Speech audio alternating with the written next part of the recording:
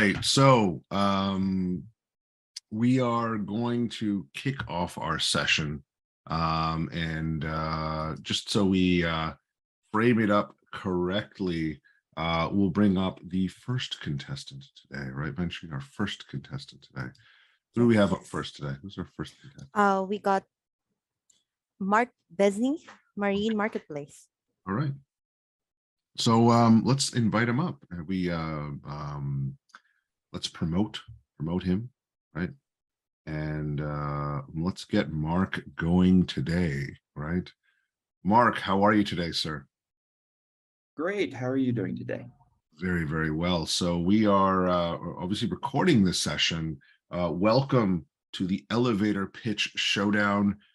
This session is set up for us to listen to your elevator pitch and provide hopefully a powerful experience for you where you'll give your pitch. We have the audience here that's going to give feedback. And then if you would like, Mark, I will attempt. I will allow myself to embarrass myself to our thousands and thousands of viewers on LinkedIn and our social media, as well as with the class. And I will pitch your idea back to you, Mark. Okay. Now, before we kick off, because the audience would probably want to know, Mark, where are you joining us from?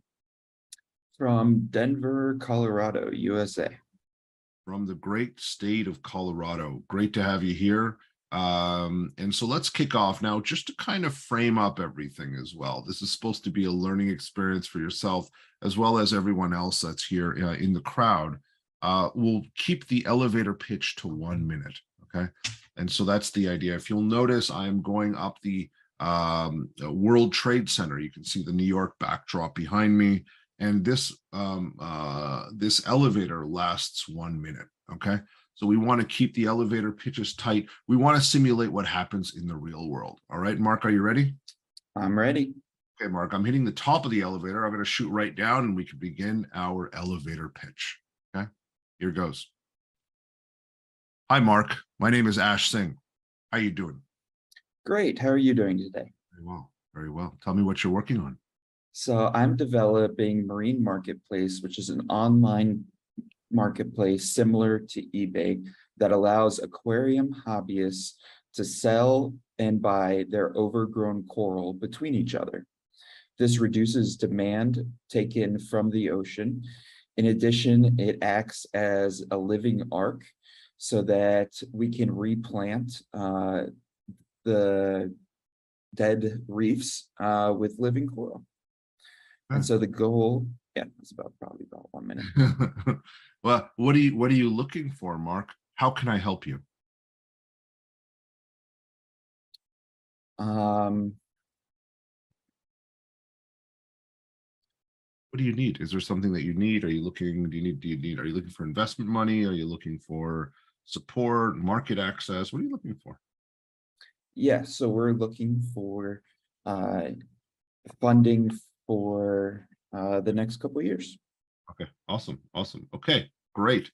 All right, Mark from the Marine Marketplace has given his elevator pitch. Let's get some feedback. For Mark. Okay, let's throw some stuff in the chat. Mark, I'm going to ask a couple of questions as well, right?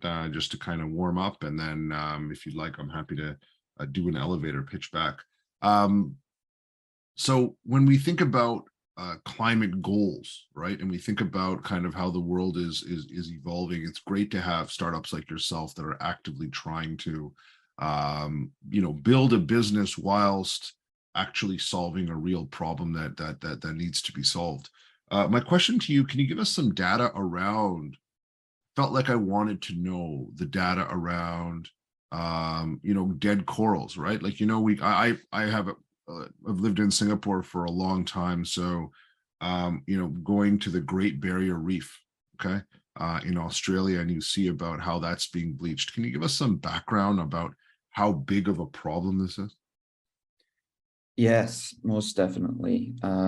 It seems, I was on the Great Barrier Reef myself 10 years ago, and it was absolutely beautiful. And now I'm terrified to go back because it's like 70% of it is just gone. Yes, yes. It's horrifying. And it seems to be that in the next 10 to 20 years, if we don't do anything, all reefs will be completely gone. So now's All the of it. time. Is that how bad it is? Wow. All of it is, wow. Yeah, So, the 1 or 2 degrees of change in the ocean is completely different than 1 to 2 degrees here on land. 1 to 2 degrees will kill everything. got it. The other thing is Mark, I wanted to kind of understand a little bit about the value proposition around what you're doing, because I'm not, I understand coral is actually very expensive, right, to buy. So Yes. if you in your community, because you talked about a marketplace like eBay, I understand that, but this is kind of a live, plant marketplace, right? So tell me about, how much does it cost to buy coral right now, and how much would it cost to buy coral through your platform? There must be some cost advantage, correct? Yes. Corals range anywhere from $100 to $500 a piece. Okay. And we would, as on like a resale market, it would be 50 to 75% of that cost of that price. So $75, $50 compared to $100 that you would get to go to a local fish store. And this is a surprisingly large market, about 5 billion worldwide. And tell me about are reefs actually important? Do we need reefs on the planet? I know this is a dumb question, Mark, but I just want to categorize. Great question. We have Yeah. a lot of listeners that listen, and we always try to inspire them. So this might sound like a dumb question, but why are reefs, corals needed? Tell me about that. Yeah, coral reefs account for 11 trillion of the world's economy, primarily as a nursery for our fish. So most of the fish that we catch, they are born and raised on the coral reefs. Interesting. Okay, so this is a big problem. Is that right? That's correct. So corals are gone. What happens to the fish population? They pretty much go to zero. Is it that Yeah. bad? Okay, I didn't know that it was going to be that. Most fish are raised on the coral reefs. There are some that are not, but at least 70% are raised on the coral reefs. Wow. Okay. So I feel like there's a save the world moment, right, Mark? That I wanted to, you know what I mean? That's correct. And I wanted that to come out, right? That whole semantic on the story, it didn't. I wanted that to be emphasized, because if 70%, say even 50% of the fish, and so I feel like we can make that happen. Now, let me ask my last question, and for everyone else, feel free to put your feedback in the chat, because it's always good to get feedback and questions or anything from the crowd. But how do we go about fixing the coral problem, in the ocean? Is there something that we can do? Is there like some plan for you as, is there a way to solve that as part of what you're doing, or is that just never going to come back? As part of what I'm doing, the plan is to develop this living arc essentially through this platform. Okay. That way we can replant the reefs with these corals that are more heat tolerant, or find other places in the world to start planting coral reefs that are now better suited, whereas they weren't suited for coral reefs 10 years ago, but due to climate change, they are now better suited to have coral reefs. So we can start planting those areas again. Now, you didn't mention that in your pitch, which I think is very interesting, right? Okay. Because what you can say, for instance, is 10% of the profits of what you're doing are going towards replanting, right? Coral reefs around the world, right? And your social mission is to restore that, right, Mark? You know? Correct. Now, the last question is with every pitch, it's always good to have an ask, right? It's always good to be in a position where you ask for something, right? And I wanted to come back to that, right?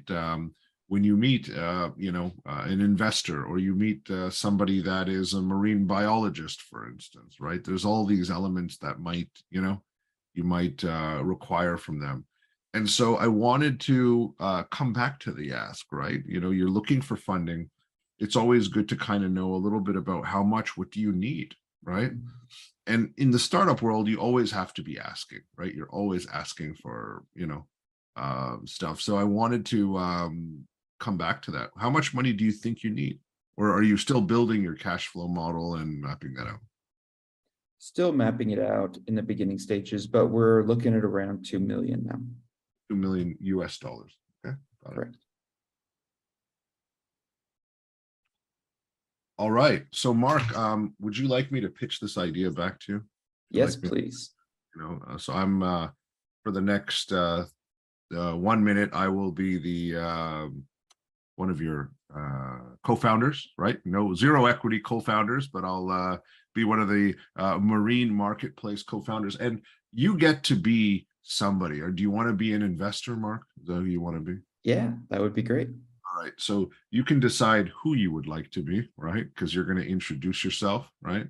And what I'm going to do is I'm going to pitch this idea. Just again, you're looking for $2 million in capital, right? We talked about over the next 10 to 20 years, the coral reef population is probably going to go to almost non-existent. Coral reefs represent, the basis for, 50 to 70% of all fish in the sea, right? So there's a huge dilemma happening right now, right? And but is that correct? Did I summarize it correctly? Okay, That's correct. My data is correct. So we're going to hand it over to you. Now, the other thing around this, okay, to make it even more difficult for me, Mark, I'm going to ask if either Menchie or Christine, they can time this session, okay? And what happens is Christine or Menchie, when you hit 1 minute, just raise your hand, okay? Because not only do I have zero preparation for this pitch, I also have a time constraint, right? I have to practice what I preach. A lot of professors just go talk and tell people what to do. I've actually got to put the same restrictions I put on Mark, okay? If that's okay, right? So you just, one of you guys can just raise your hand. Like once I start introducing myself, that's when the timing will start, okay? So don't start it right now because that's going to be terrible. So over to you, Mark. Let's get your introduction. Go ahead. Hi, I'm Mark, a partner at a local VC firm. How are you? I'm very well, Mark. My name is Ash Singh, and I'm part of the Marine Marketplace team. As you might know, climate change is happening around us. And for me, I was very touched and troubled by the fact that with climate change, water temperatures are going up. And when water temperatures go up, the coral reefs around the world that represent the livelihood and the birthplace of 50 to 70% of all fish are basically going to vanish over the next 10 to 20 years. So what we decided to do was Marine Marketplace is a connected community of aquarium lovers that are going to help build, develop, grow corals, and use it as a marketplace to sell and sell at a discount, right? 50 to 70% off what people normally pay. But more importantly, we are going to create the largest population of coral growers to change the environment itself. We're going to try to be active in replanting coral around the world where it can happen. And we hope that you can play a role to make this happen.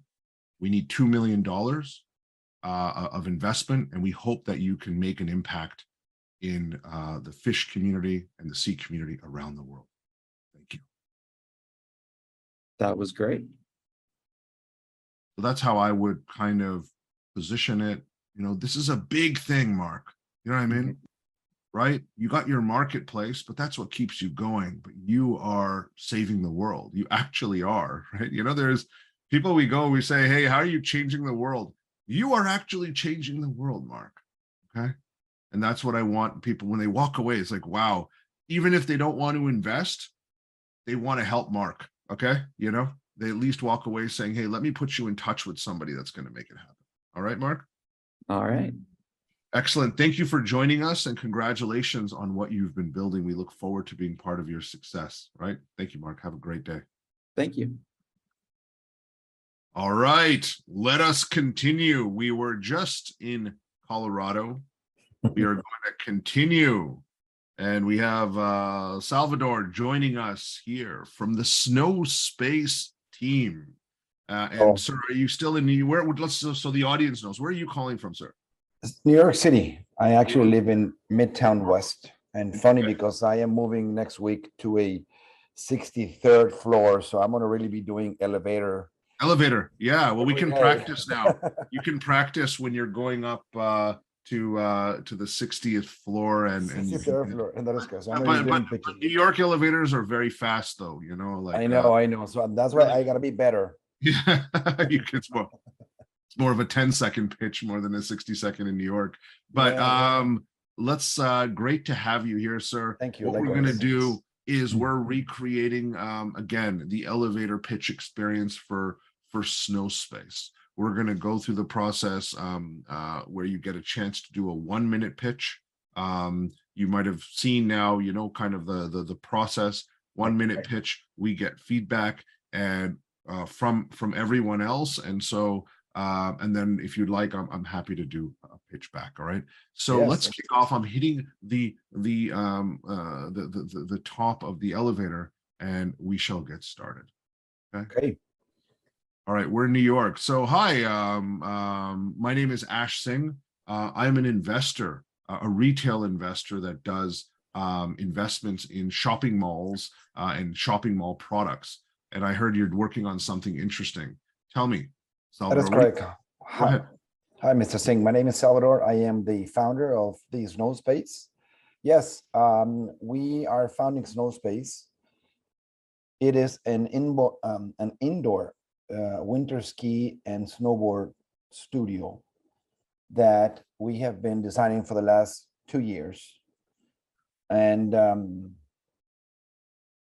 very good to know that you're in the real estate space because our studios are in the need of larger, higher, and wider spaces.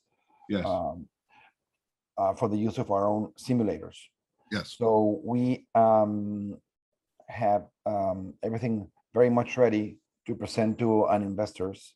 We've been developing the business plan, the financial model. We have closed our vendor relationships with our ski technology enabled simulators. We would like to present that to you. Okay, excellent. What are you looking for? How much investment do you need, sir? So every studio needs about $1.3 million of capex of investment going into simulators, the construction, and everything needed, the machinery needed for the studio, and about $800,000 for run rate for the first 6 months. So we're talking that each studio that we build is going to need anywhere between $2.3 and $2.5 million. What we like to do is we like to either have a venture debt. We could pay 7% interest rate for 3 years for the 2.5 million, and we are willing to do 5% of the business for that. Or we could do a 2.5 million equity investment in our pre-seed round, which with the further valuation we have, it would take about 23.5% of the company equity. Excellent. Thank you very much for that. So let's get some feedback for the Snowspace platform. So Salvador, thank you for pitching. I'll tell you what's going through my mind as you were talking. I kind of wanted to know a little bit about the interest in what you're doing, right? And I'm removing myself as a Canadian that can ski and snowboard, and I love it. Do you know what I mean? Right. Yeah. I'm removing myself from it. I'm putting myself in Investors, to your I'm a, position.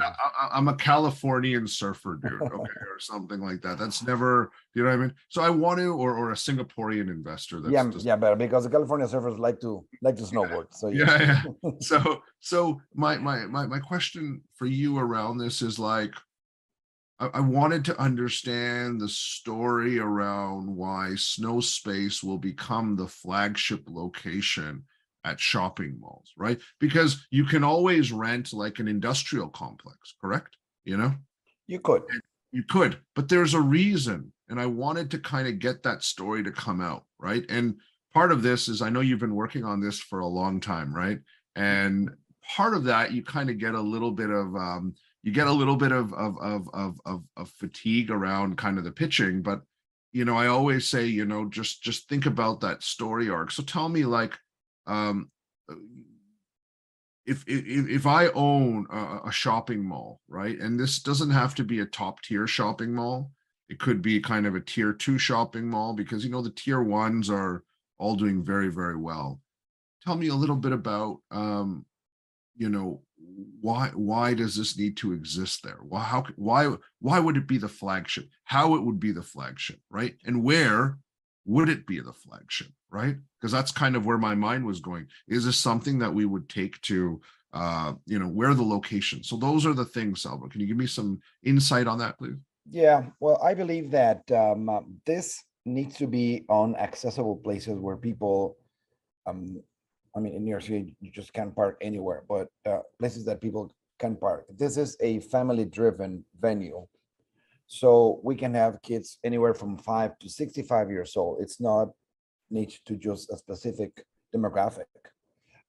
67 million skiers in the US are active now. And we believe that having a more centralized location would be better than putting up a warehouse down in Long Island, where you can probably take about an hour to go there. One of the things that I believe is interesting and kind of our secret sauce is we also are putting an entertainment revenue model here. So it's not only just a boring ski school that you're going to go and, you know, learn to ski and then just go back home. We really want to address being another place to go where you can stand out. It's like, just imagine going to a bowling alley without having anything to drink or going to a range golf. Now you want to go to Top Golf because you can do the same, but then you also have the music, you have the entertainment, you have a place to eat, you can do birthday parties, you can do corporate parties. So putting the entertainment part on a high-tech, low-cost ski school, I think it makes something that maybe one day you don't want to go ski and then you want to go and play curling and have a beer with your friends or have some chicken wings or something. So that's why we believe that putting these locations in larger cities, it makes more sense in central locations than just putting them out where people have to drive for an hour. Got it. You know, I look at it a little bit differently. Okay. Great. In a positive way. I look at it more just in terms of sheer numbers. Okay. I look at it like, where are populations in North America? Okay. And because I think that there's probably, in terms of the top 5 cities in North America, Toronto is probably amongst the top 5. Okay. Right. Even though it might not be the biggest city or the richest city, but the top 5 cities of people that ski, right? And I position myself as somebody that is an owner or involved in shopping malls, right? And what does that person always want, Salvador? What do they always want? More people coming to the malls, right? Correct. But if I may, they also want bigger spenders. Right. Like you can have a mall where a lot of people show up and enjoy, like for those of you that have lived in Singapore, there's tons of malls there that people just go there to enjoy the air conditioning. Right. They'll bring their own water and you see them, you know what I mean? Like it's you want to have high income people that are coming. Right. And I feel like in your pitch, I felt we missed out on the demographic of skiers, right? You're a skier, Salvador? I am, yeah. I've been a skier for the last 40 years. would it be safe to say, sir, that you have financially, you've had a good job, you have, you know what I mean? You've had, yeah, I've been right? It's okay. We most of can, the time. you've done okay for you, and when you go skiing, okay? It is the most expensive trip of all, Yes, by far, right. by So far. what happens is when we think about a shopping center, right? We have a situation where, so because I gave a couple of clues on this, I said it wasn't a tier one, okay? Because in the United States, 40 to 50% of shopping malls are going to be gone in the next 10 years, right? You're going to see them replaced by high-rise condominiums. Okay. I don't know if you've seen that in your area, but I see it happening all over Toronto, and it's happening in a lot of other places, right? And they want to survive though, right? When a shopping mall is replaced with a condo, it means that it failed, right? And so one way to improve a process is to bring the high-end customer base, right? And when I think about Snowspace, and when I think about Snowspace, I feel like this should be like a Louis Vuitton. When you bring a Louis Vuitton, when there's a Louis Vuitton brought to a shopping mall, suddenly the cachet, the audience starts to change, and Gucci and all these other people start to come together, and then it turns into a super high-end place, right? Oh yeah, I mean, just think about Aspen. Aspen is kind of a, the celebrity place where celebrity skis, and it's a fashion week basically. Who has the most expensive jacket? Who has a Yes, exactly. And so how do we recreate that, right? How do we recreate that with the Snowspace environment, right? That's the key element. How do we recreate that? And how do we make this the definitive system and entity that all the shopping malls want to have, so they're going to kind of level up their game, right? Does that make sense, Salvador? I guess he agrees, Menchie, because he's I think we interrupt this session with a special news bulletin. I think he's just got a bit of a connection problem. Okay. So what we can do, I can pitch his idea back. Hopefully he comes back soon. Whilst he does that, let's try to get some feedback for him, right? He's got a fantastic concept and idea, right? Are there any other feedback points in terms of how he pitched? What are some of the things that he was saying that, connected with you, didn't connect with you, and let's see if he can, we'll get some of those feedback points going.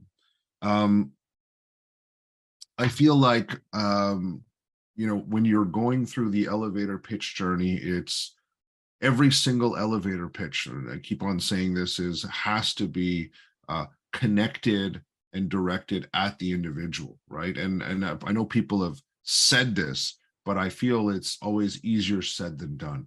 It's easier said than done to be able to tweak it, make sure it resonates with the person that you're talking to, and go from there, right?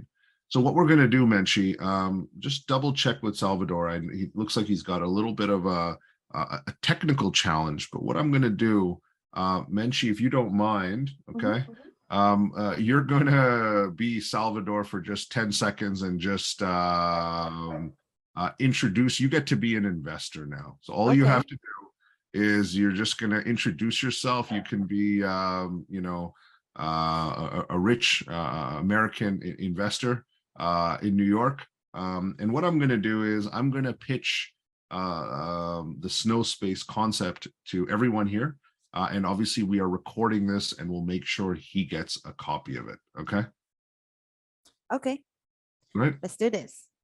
All right. So are you ready? And as always, please time me, because it's important for me to be. Was I okay for the last one? Was I in time? You did good. You did great.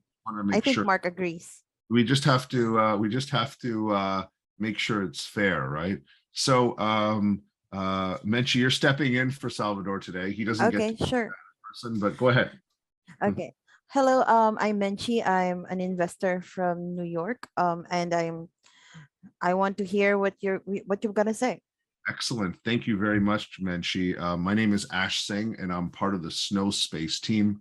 As you know, because you're a real estate investor and you have a lot of money locked into shopping malls, that almost half of the shopping malls that exist in the United States today are going to be gone in the next 5 to 10 years.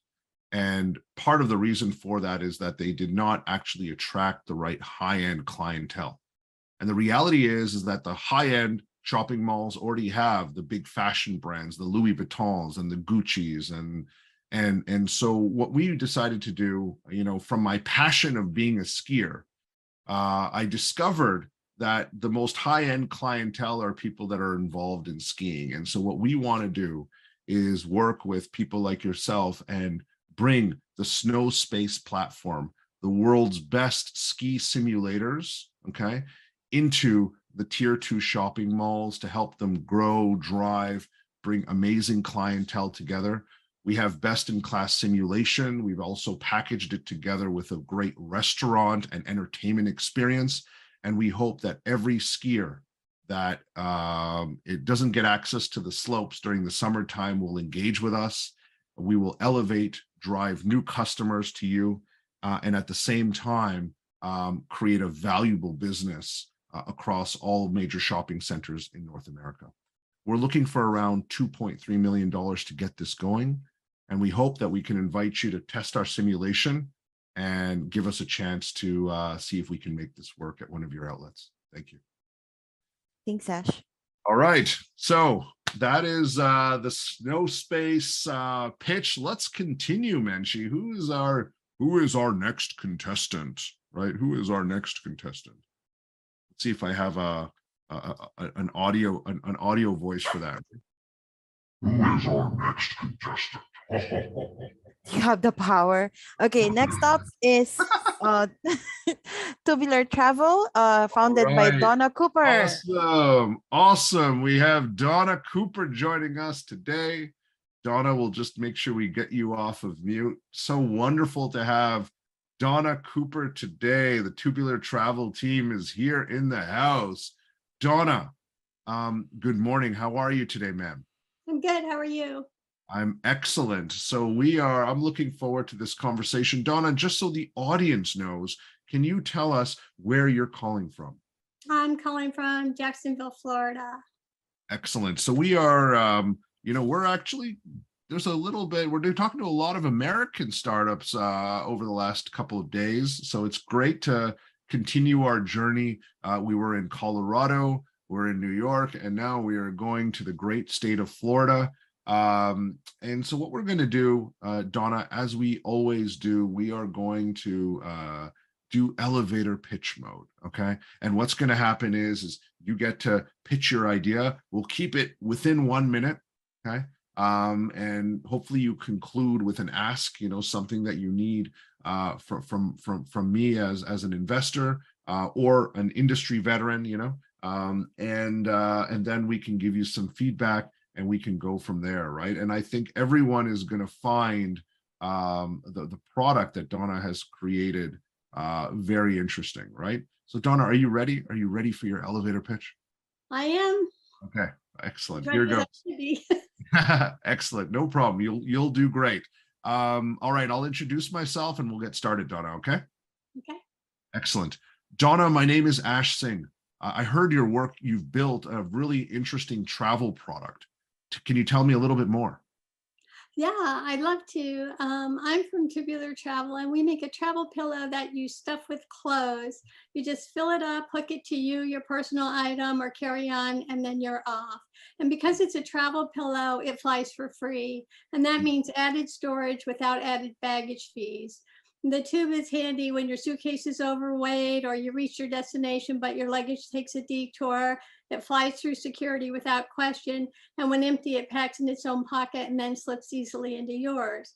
But recently, I don't know if you've been following in America, there's been hundreds of thousands of people stranded. And then across the world, there's been this lost luggage deal that's going on. So the tube is really, I think, a powerful travel tool right now for people who are wanting to see America. And I think not America, but I mean the world. And I think that COVID took the planes out of the sky, and more people are wanting to visit different places that they haven't had a chance to do that. You know, I think they're feeling like maybe their opportunities are going to end at some point.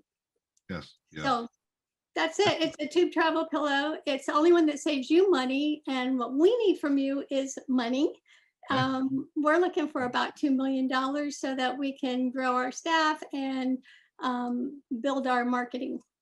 Got it. Excellent. Thank you very much for that. And let's make sure we get the Q&A and sorry, feedback going from the audience. Donna, thank you for that pitch. Now, for this, for every elevator pitch, we will do our best to give some feedback, right? And again, sometimes it's unbiased feedback. So as to level up, there might be some things that we speak about, Donna, that connect with you, that really, and if you like some of the feedback, feel free to bring it into your pitch.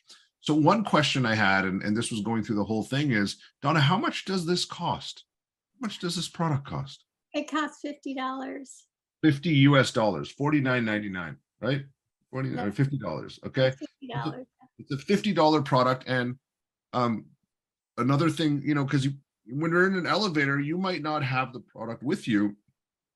Can you explain, like, there's a little bit of a technology element around it, right? It's very small, but how many cubic feet of cargo, or how much space can you have in this?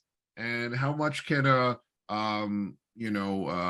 average guy like me store, right? Like, I just wanted to get a little bit of a sense of what, you know what I mean?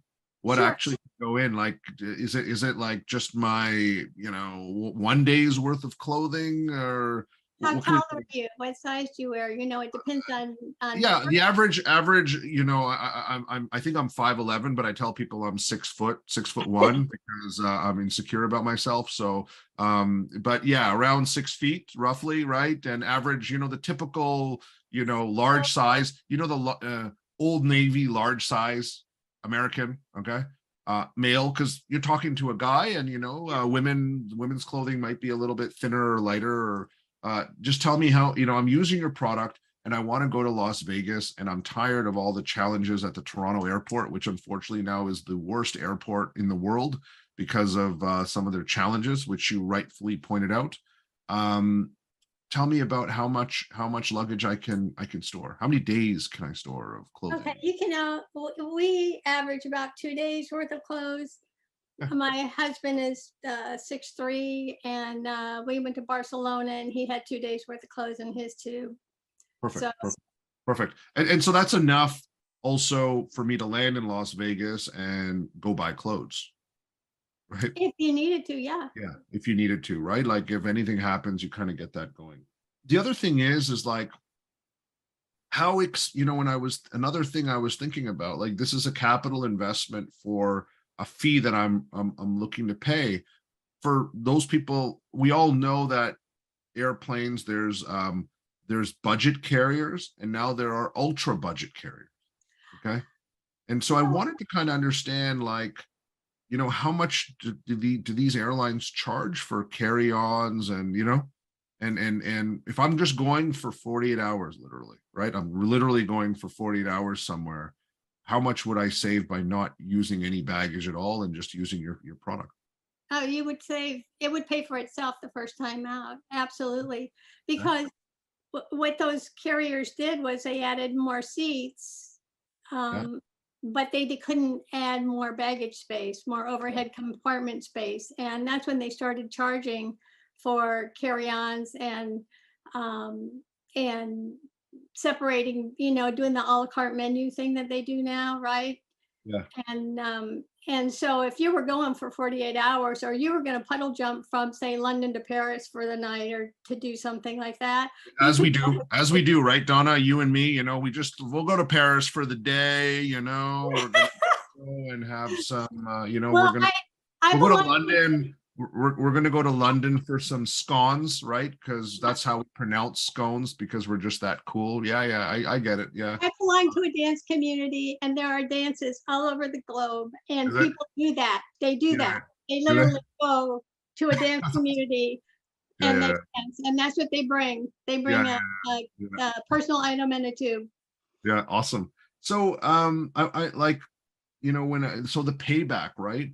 The payback in your first, and so that's kind of the other elements. And Donna, the other thing that I wanted to hear, and I know this because I've had an opportunity to talk to you earlier, but Donna, you've already got traction on this, right? I have a You've little already traction. sold Yeah. units. You've already got some prime time exposure, right, Donna? Right? Yes.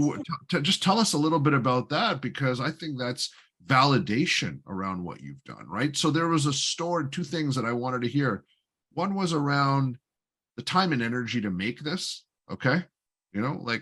Obviously there's a thought process that goes around this. You have to build it in a certain way, okay?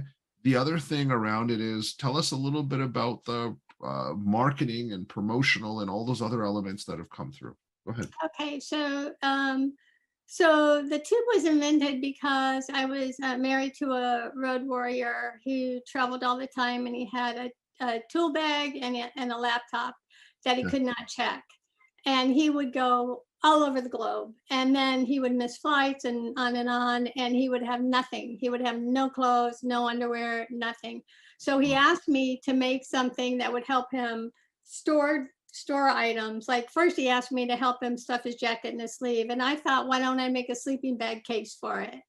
Wow. So I made a couple of prototypes, and the one that we have now has no Velcro, so it's not going to snag anything. It's 31 inches long when it's full. When it's all the way out, it comes with a belt, so you could wear it around your waist or sling it over your shoulder. It folds up into its own pocket. It weighs 6 ounces when it's empty.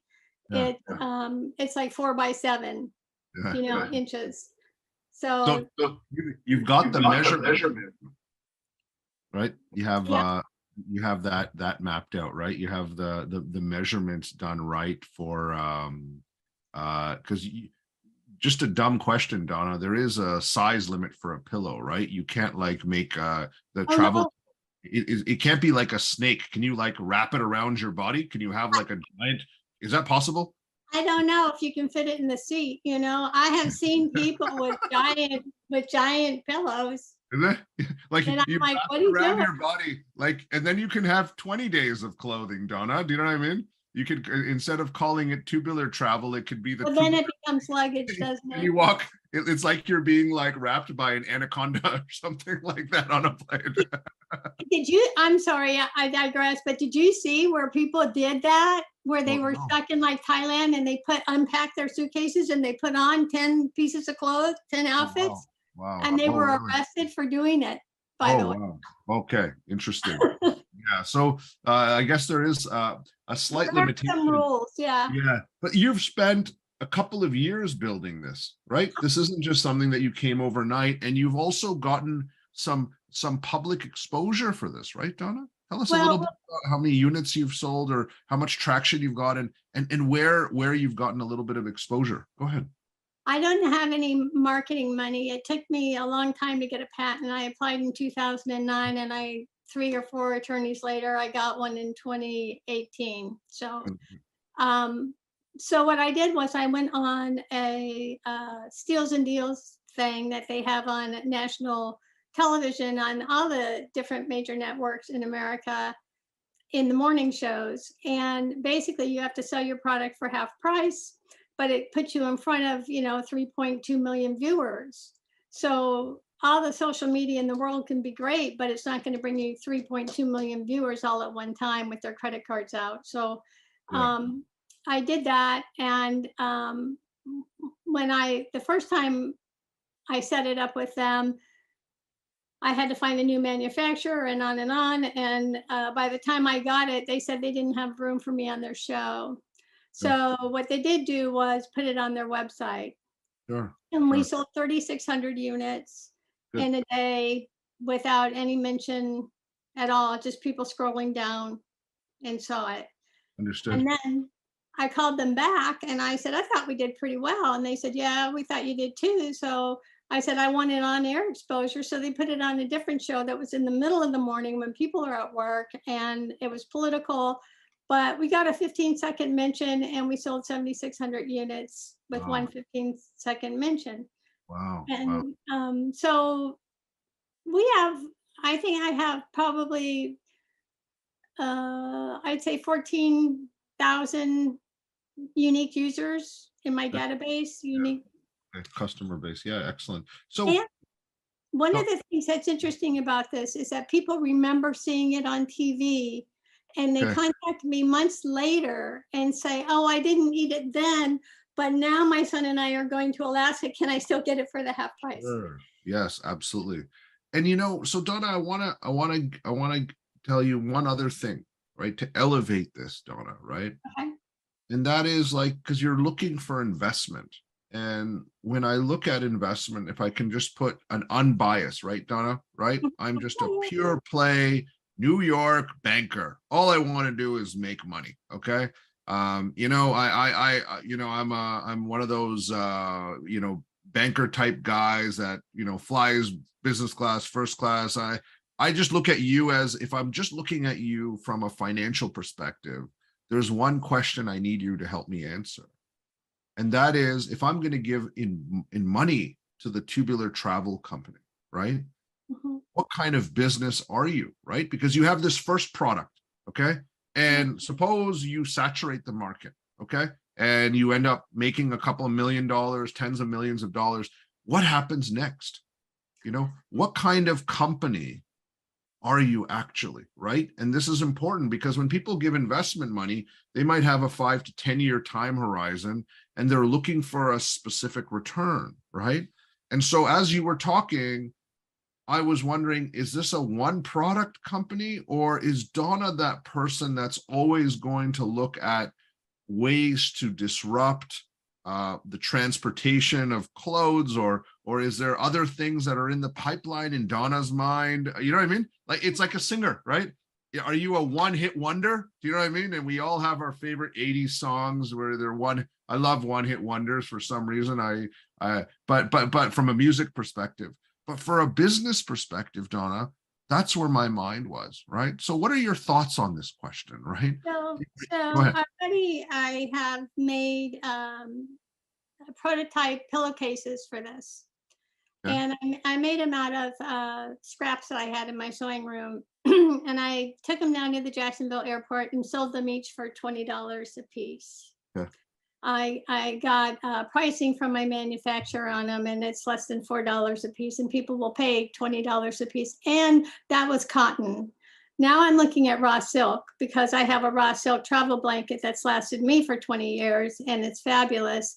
And so I would make a travel blanket and a pillowcase that go with it. So there would be the whole ensemble, if you will, because they don't give you any of that anymore on flights. They don't give you travel blankets on flights anymore. It's freezing. Sure.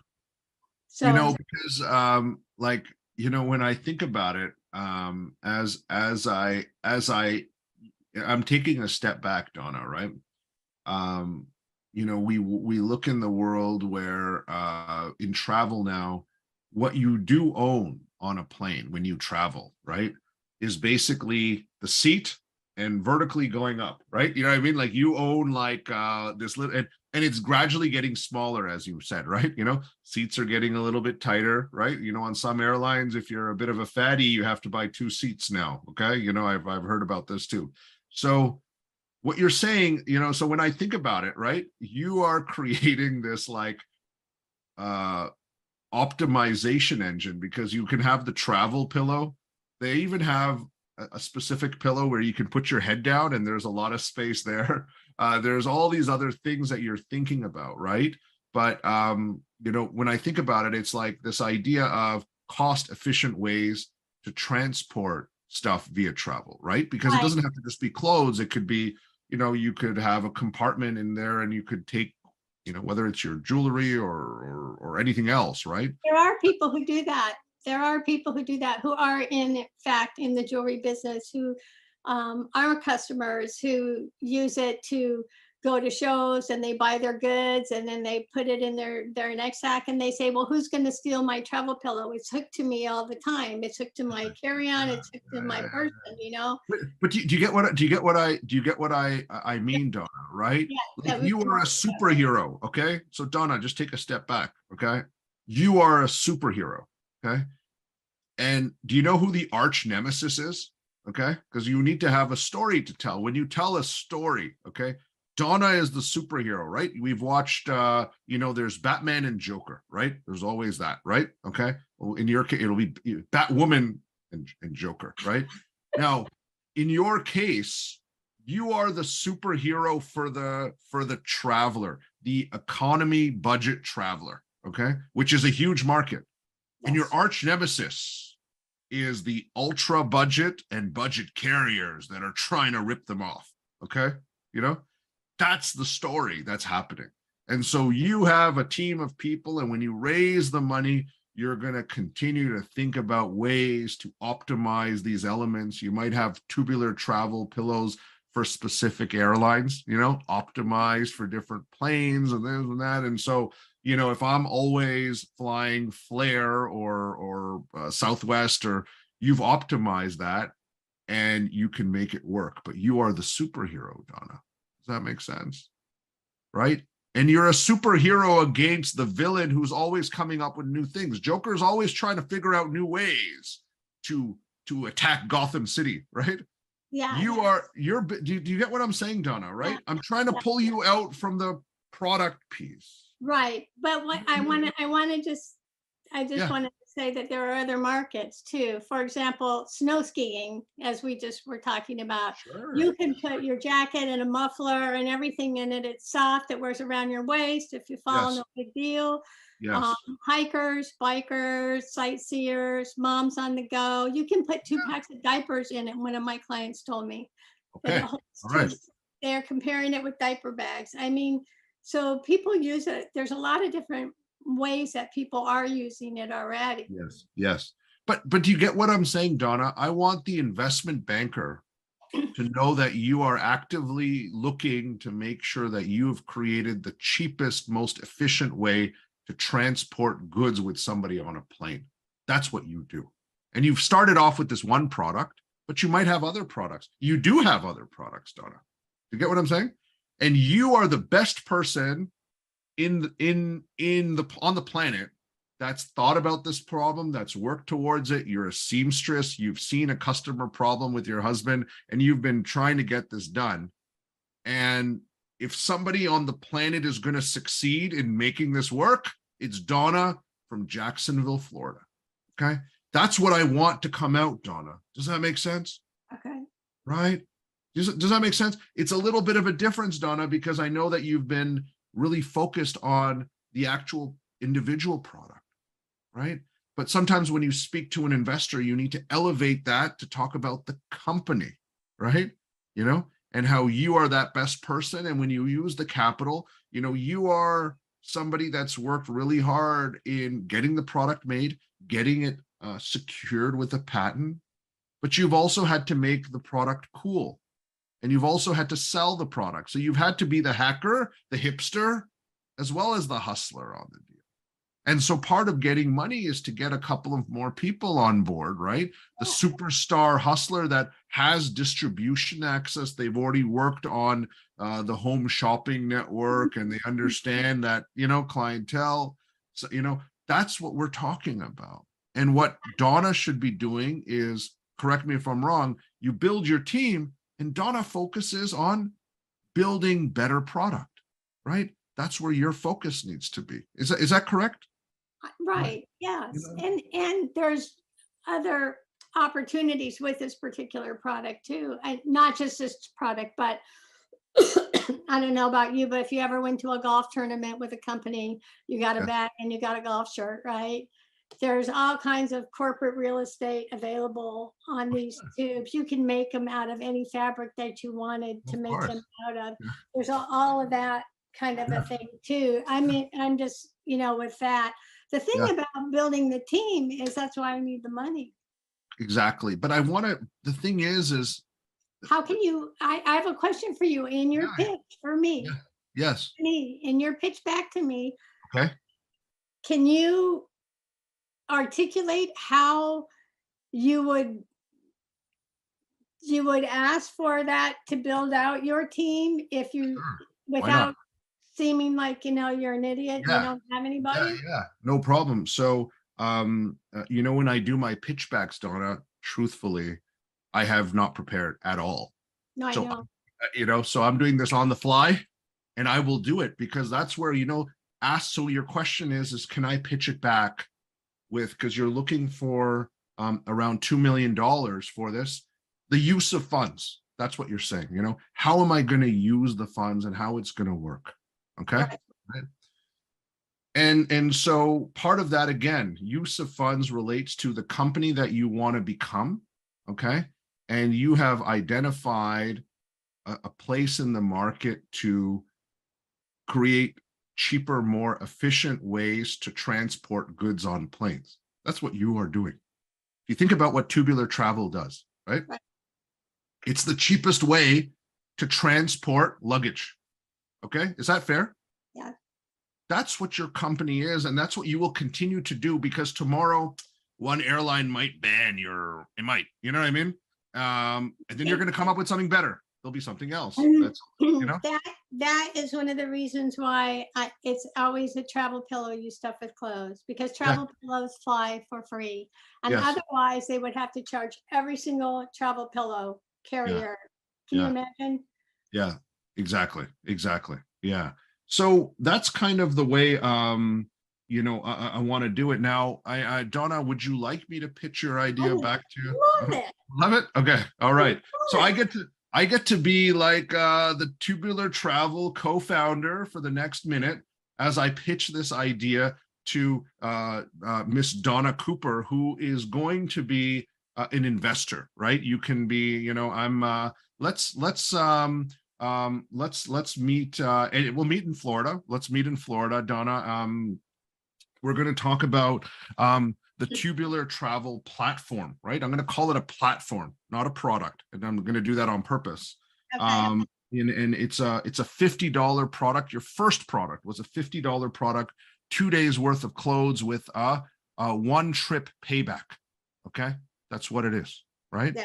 So I want to talk about that. It's patent pending as well. No, it's patented. It's patented. It's patents. got the patent. It's got 2 patents. It's protected. It is protected. And you're looking for $2 million, right?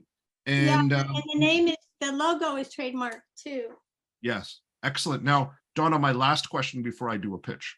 Okay. How much access luggage, or how much money do you think that the United States budget and ultra budget travelers would save every year if they all had your product? That's an interesting question. I would say it depends on how often they travel, but if they travel at a regular, let's say they go on vacation and they do a couple business trips, they'd save hundreds of dollars easily right out of the gate. I'd say, But the overall market of ultra budget travelers that have to spend a little bit of money to get 2 days worth of clothes, right? The ones that are jumping from, this is important, Donna, right? Because we need to know where you're attacking the market, right? So the 2-day traveler, right? Just put that person in place. The person that, if they use your product, does not need to buy luggage. Okay. Right. So luggage, I have luggage numbers, luggage numbers are like at 16 billion. The industry, it's a huge number. Yeah, got it. All right. So that's global. I got it. All right, Donna, let's do this elevator pitch. Let's get it going. I think the audience is ready to hear this pitch. Menchie, if you don't mind, ma'am, as always, I would like to also be timed, because it's important for, just like we put a time constraint on Donna, I also feel it's only fair that I get timed, okay? And just kick it off once I start my pitch, okay? Start my pitch, right? Because we'll have that pleasantry, like how you doing, but when I start, right, just start the timer then. And what I'm going to do, Donna, is I'm going to give your pitch, okay? And you know, some people are watching today, and they're saying they're like, Ash, that was it. Some people are saying they, like, most people will turn around and say they enjoyed the elevator pitch, okay? And I want you to know, before I give the elevator pitch back, is that I am actually doing nothing good, nothing fantastic. This is not out of the ordinary. All I'm doing, Donna, is over the last couple of minutes that we've been talking, I've been trying to extract what I feel you're trying to tell the universe. And I'm trying to say it. Does that make sense? Yep. Okay. Well, everyone here, guys, right? Ash is no superstar. I want to just be very clear. The superstar, Donna, is you, right? You've put the time and energy and effort. And what I'm trying to do is let the world fully understand and appreciate your story, who you are, right? What you've created and what you hope to achieve. And sometimes you get caught into the regular process, and this is an opportunity for us to, like, you know, change a couple of the words, create maybe a different story arc, but it's basically about you, Donna. Is that okay? Okay, can I tell you one more thing? Sure, Donna, go ahead. Go ahead, Donna. So a year ago, we donated these and filled them up with supplies for the homeless. Okay. And that's a big deal to me. Sure. Yeah. So there's a social element to this as well, right? Yes. And we would You have a carry that. social good, right? And for those of you, and I've worked for the homeless community as well, and I think this would be a great element for them. You know, obviously they're not probably flying on planes, but the idea of having their personal goods connected to them, theft, and all those elements, I think is very powerful, Donna. So I do appreciate that. All right, let's get started, Donna. Are you ready? You get to be investor now. You can be yourself. You can be a celebrity. You can be anyone you like. This is our fun role play. I will attempt to pitch this idea back. Over to you, Donna. Go ahead. Okay, hi, I'm Ash Singh, and Okay. I have been training entrepreneurs and investing in different businesses for years, Right. and on a global level, and I'm dying to hear what you have to say. Yes, excellent. And good afternoon. My name is Donna Cooper. My parents always loved the name Donna, so they named me Donna. And I'm part of the Tubular travel team. As you might know, there has been a huge increase in budget travel on airlines, and now these ultra budget airlines. And I know somebody like yourself might not travel enough on these planes, but they make a large percentage of their money on the carry-on luggage that they charge. Okay, this amounts to billions and billions of dollars of charged fees, overages to consumers in the United States every year. And so several years ago, my husband went through the same challenge. He had these challenges, and he was traveling and had all these challenges with luggage in general. And so I've created a tubular travel pillow. And basically it looks like the same pillow that you have on an airplane, but you can actually wrap your clothing and have 2 days worth of clothing available to you with a one trip payback. It only costs $50. Now, the reason I'm bringing this up is we've been able to get lots of exposure. We've already sold almost 10,000 units of this. And I believe with our patented solution, we can become that next generation platform that provides the most efficient way for travelers to transport goods on airplanes. Okay, whether it's a pillow here, whether it's another device that we can do to kind of own the space. We're looking for $2 million to scale this business and scale our platform, because I want to use the capital to find the right sales and marketing team to take our sales to the next level, as well as help with product development and the user journey and working with customer loyalty with our team. I hope we can chat more. I'd love to send you a sample of our product, and I hope that you'll invest. Thank you. Okay. Yeah, you know, I thought of another product, by the way. Okay. Okay. Does that connect, Donna? I was weaving in the other Yeah. elements around it, right? The overarching thing, the $1 billion problem, right? Yeah. I was putting that together. I did the you know, you've had almost 10,000, right? So you're real, it's patented, you know, this isn't just a new idea that you're coming up with, right? And so I baked it together. There is a recording for this, Donna, and if there's anything that you like from the pitch, feel free to copy it. Do you know what I mean? But I want to just, do you know what I mean? Give you that overarching thing. And if there's one thing that you take away, that is that, Donna, you are building a platform, okay? You are building a business. This is your first product. There's going to be other things that are going to continue, right? It might be different versions of this product, okay? Right? You might have one that's optimized for golf or optimized for skiing or whatever that is. But I want you to position yourself like that, because that's what the investors, and you are, I didn't go into the fact about your background and the fact that you know how to build and develop and your hacking component on purpose, because I want them to be that first question, why are you the best person on the planet, right, to make this happen? And I know you'll answer that question well. And we love what you're doing. It's fantastic as well that you have a social good associated with what you're doing, Donna. And I look forward to being part of your success. So thank you very much for joining us from Jacksonville, Florida. Donna Cooper, Tubular Travel. Okay. Thank you very much for your time, man. Have a wonderful day. Thank you. You too. Cheers. All right. Let us continue. Let us continue our journey, and let's hear from our next contestant. Let us hear from our next contestant. All right. Our next startup is Gozo by Ziad Nazar. Gozo is tokenizing happiness with their universal digital wallet. Indeed. I couldn't hear what you said. Indeed. Hello, how are you? Hello. Ash, how's it going?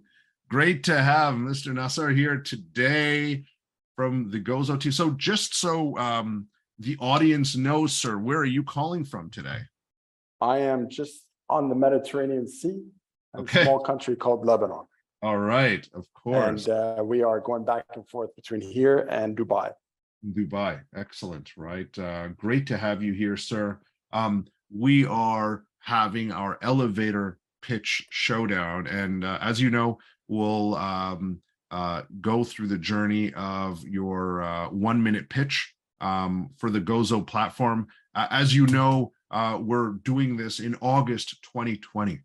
And in August 2020, we're having a little bit of a roller coaster ride in the crypto space. We're having, the world inflation is high. There's all these other market elements that are playing a role, okay, which makes it beautiful for platforms like yourself. Okay. And so I just wanted to state that as we start to go through the elevator pitches. And so what we'll do is we'll start off, I will introduce myself. Okay. We will hear your 1-minute pitch. We'll get feedback again from the audience itself, right? And keep that feedback coming. We'll do a little bit of a feedback. And if you would like, sir, I will happily attempt at least, right? I've been trying to do some elevator pitchbacks, and hopefully there's a couple of nuggets of value for you. All right. Are you ready to go? Yeah, ready to go. All right.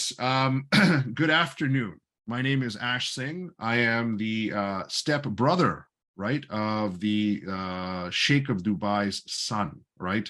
And I would like to, become an investor in what you're doing, sir. So tell me what you're working on.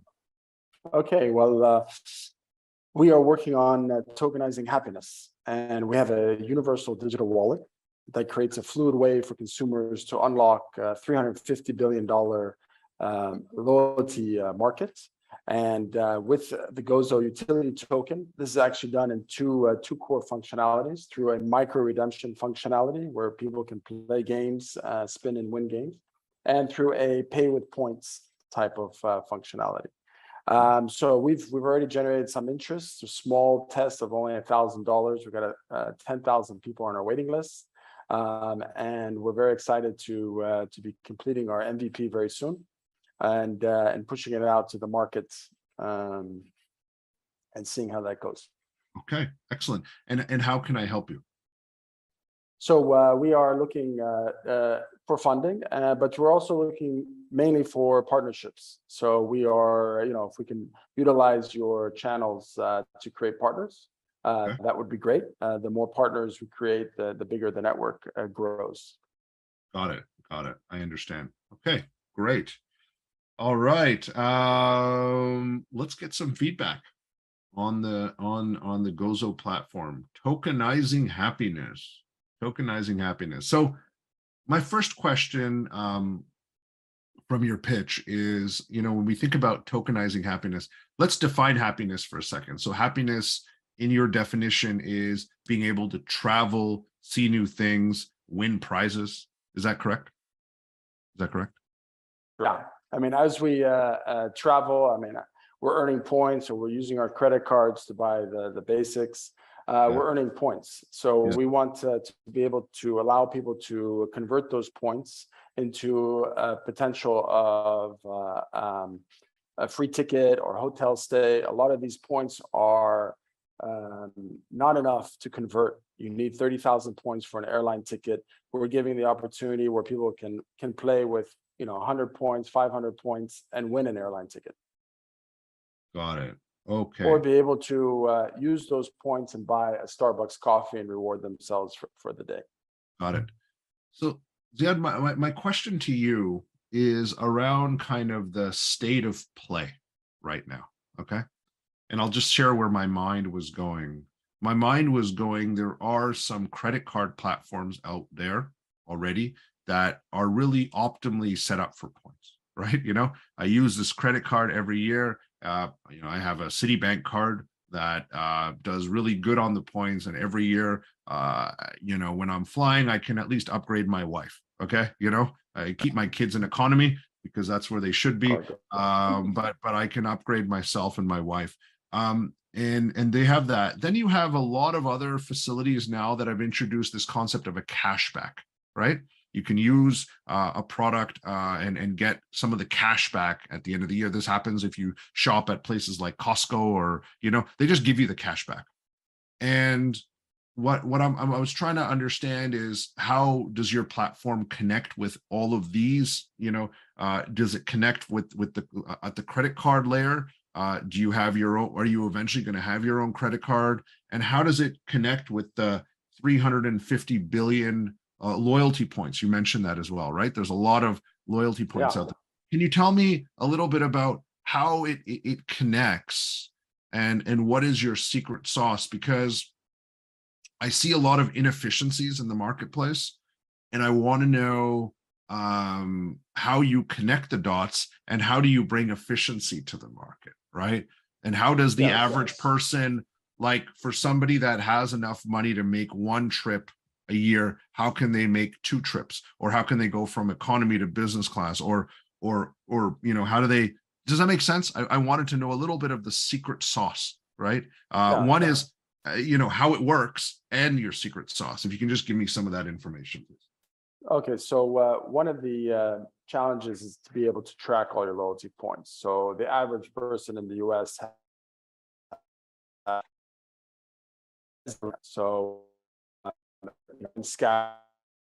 may have one of their main go-to points, but they have their other programs only have a few points in them. Now, what we're doing is we're connecting, we're creating an exchange, and we're connecting with other exchanges that allows us to tap into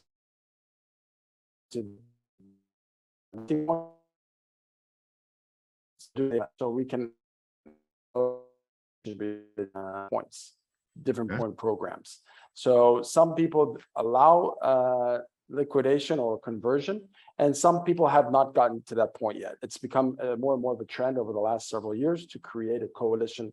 A lot of these companies are issuing points, and if their users aren't using them, they're losing engagement, and so they're making relationships. They're allowing people on gift card.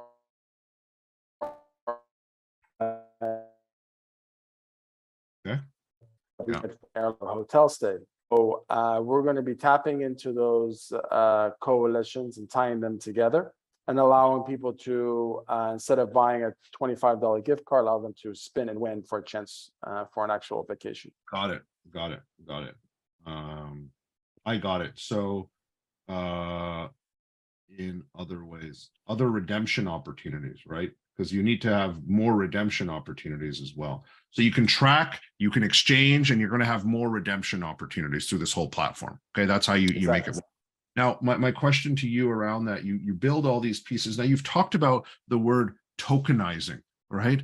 And, you know, from me as an investor in the Web3 space, it took me in a different direction. Can you tell me a little bit, because it's a utility token. So what happens is, you know, once they're on board with your wallet, basically what you do is they can take any points that they have in any of their point loyalty programs, bring it into your utility token, and that is your token to go play. Is that correct?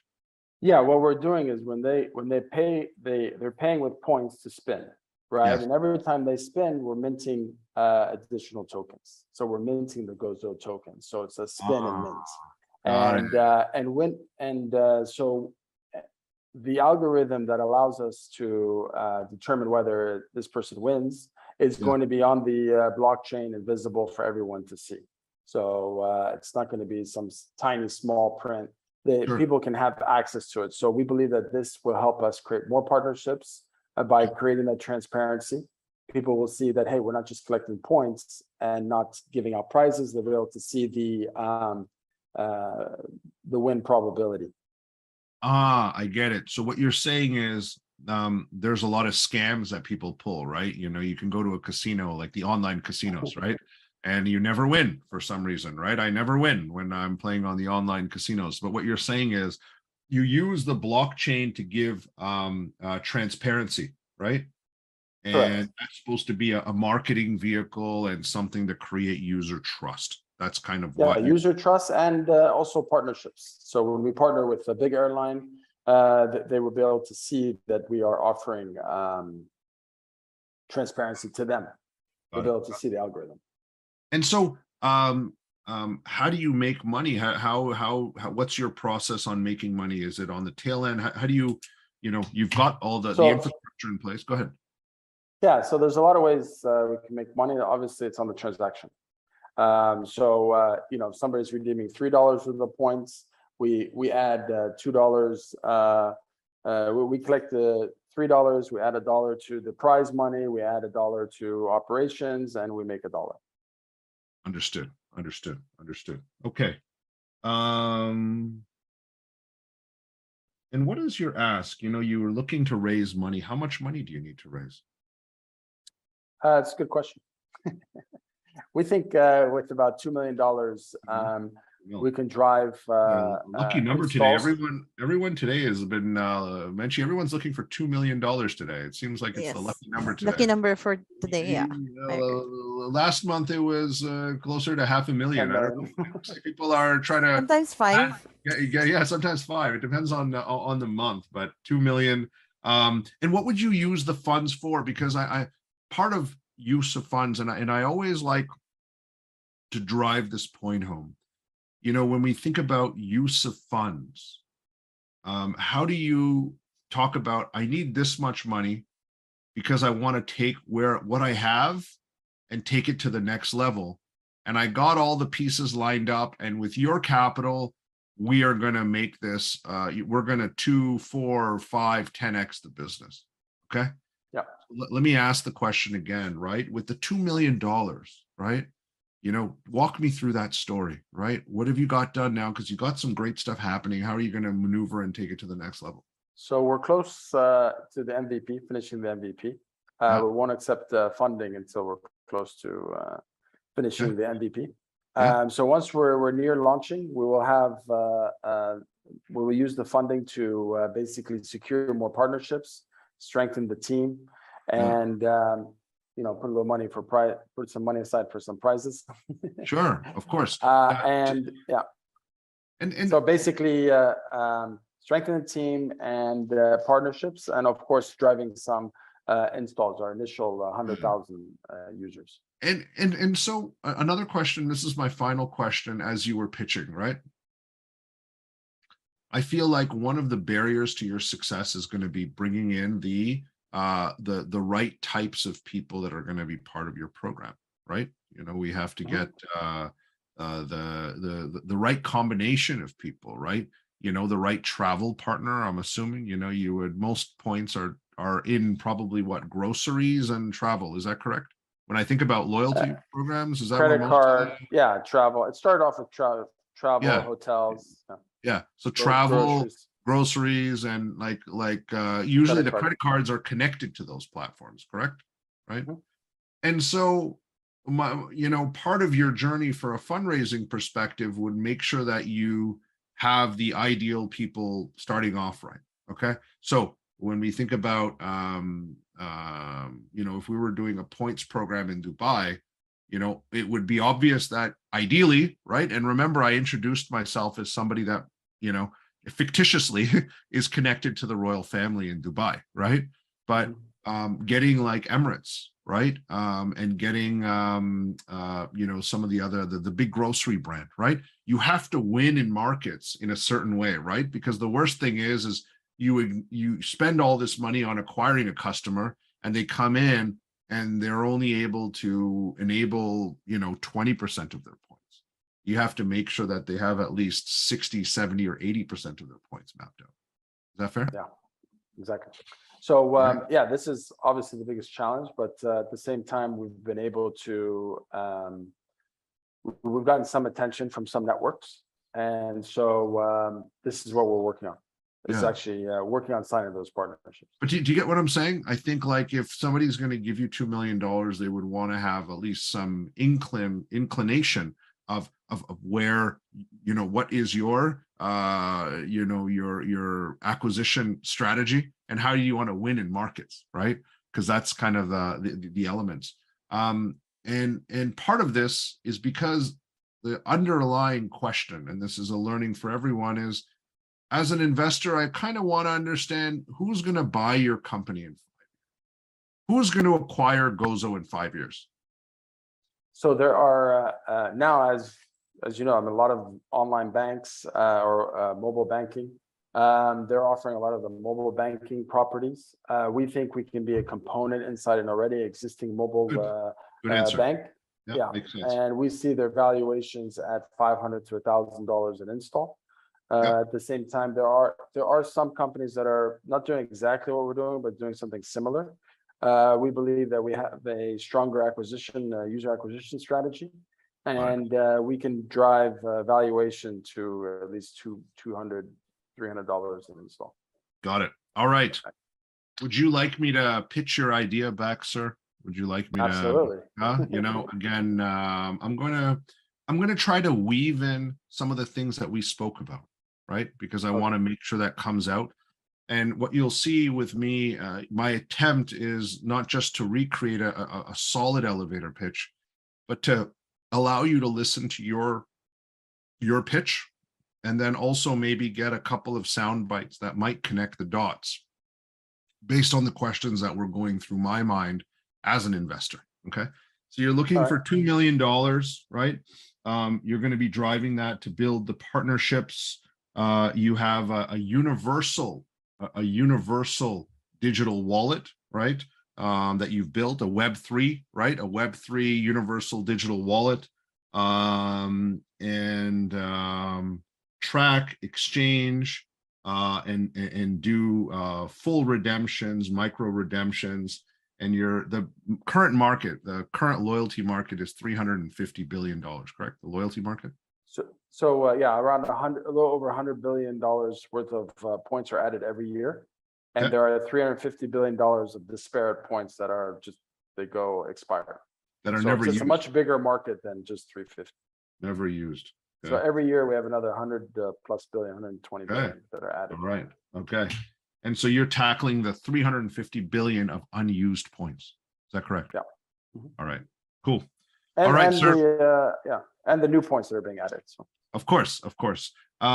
So what we'll do is you can introduce yourself. You get to be anyone you would like to be. You can, I know that you have, and it could be in any market as well. So we can be in Lebanon, we can be in Dubai, we can be anywhere on the planet. But I'll hand it over to you, ladies, as usual. Please time me, right? Because we need to, be fair in all these elements. And with literally 2 minutes of preparation, I will attempt to pitch this idea back. Okay, we're going to pitch the Gozo universal digital wallet platform back. All right, over to you, sir. I'm ready. Go ahead. Hello, Ash. I heard you got a great idea.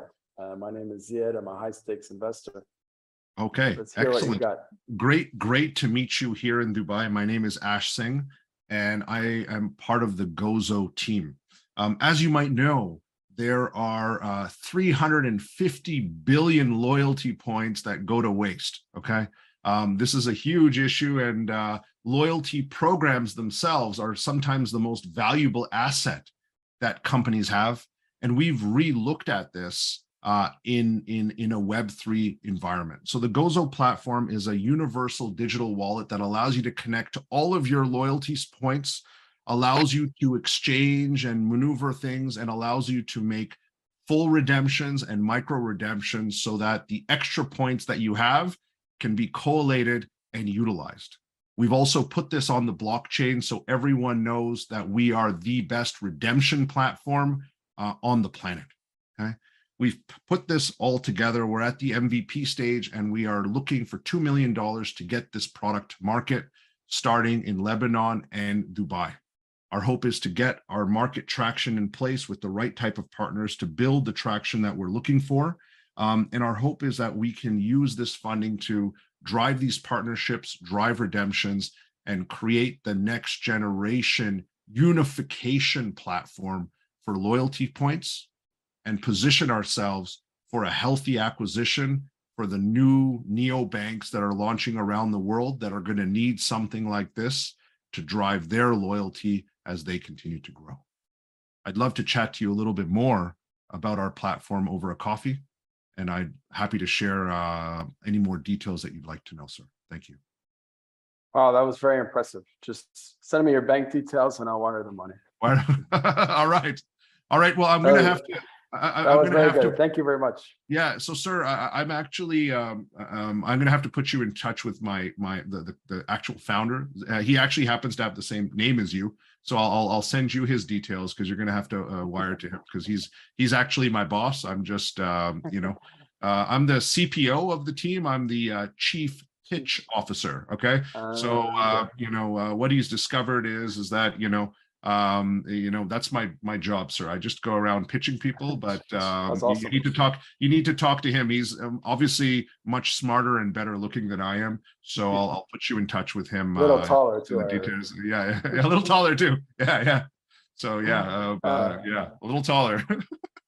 So Ziad, hopefully you found value in that, right? In the conversation, and cultivating this and this unification platform. You know what I mean? I really like that for what you are, right? Like, you talk about tokenizing happiness. I get that.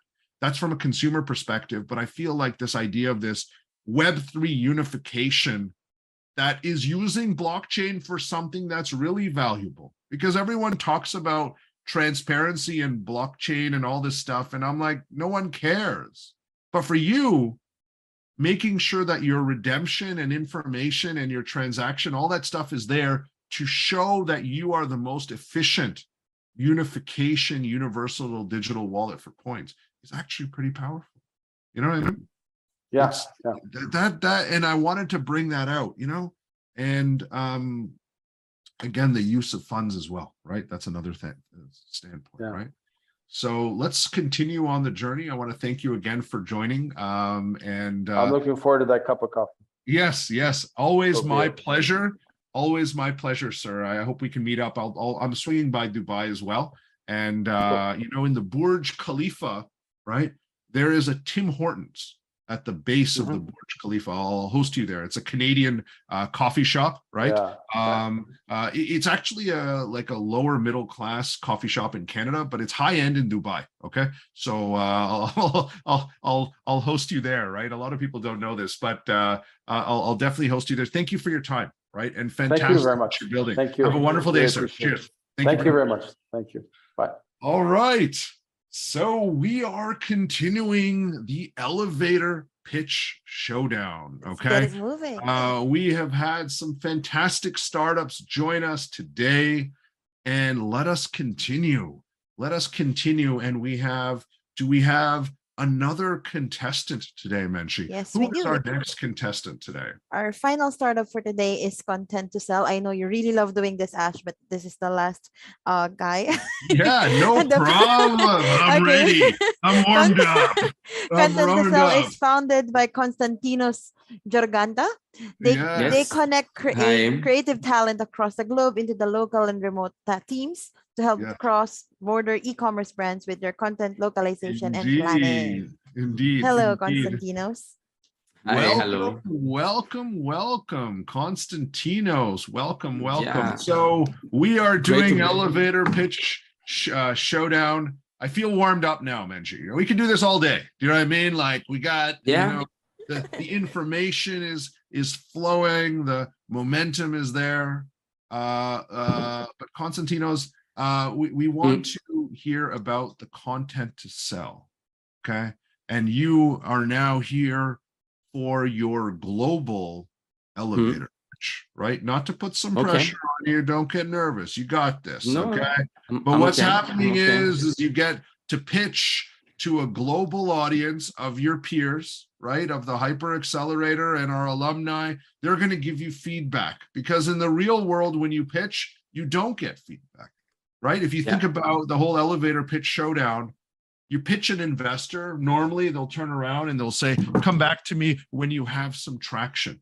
You give a 1-minute pitch, they give you a 30-second response.